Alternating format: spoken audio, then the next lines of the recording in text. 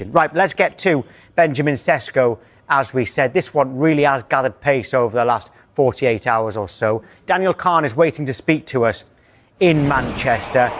Right, Dan, it does look like Sesko is heading your way.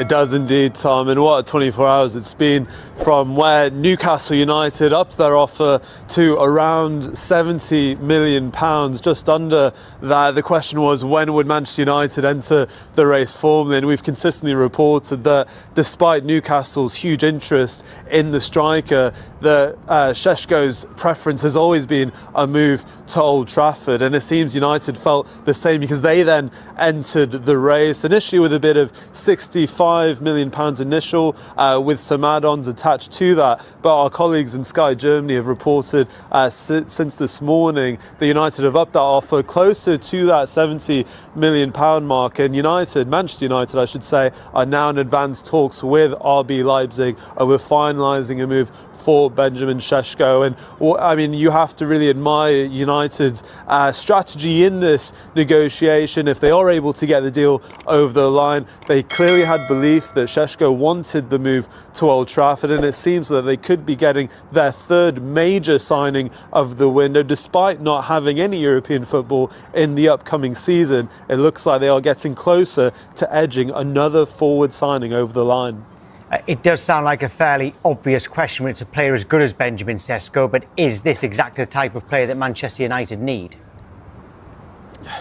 Look, I think you have to start off by saying with Sesko that you are still buying a 22-year-old who still has a ceiling to reach, Tom. But what I think you can consider is this is a striker that Manchester United have known about and been scouting since he was 16 years old and signed for Red Bull Salzburg, and they've been aware of him ever since. And although he maybe didn't feel that when he was younger a move to the Premier League would be right, it feels like now at 22 years old, 21 goals scored in all competitions last year, that now seems the right time to make that step up to one of the best leagues in the world, of course. And I think for what Manchester United could be getting in him is a striker who offers not just goals of all sorts of variety, left foot, right foot, in the box, out of the box, also very good aerially. But what I was very impressed about at Leipzig last year was just his set-up play, especially in the box. When you have the likes of Brian Mbeumo and Mateus Cunha, Ahmad as well,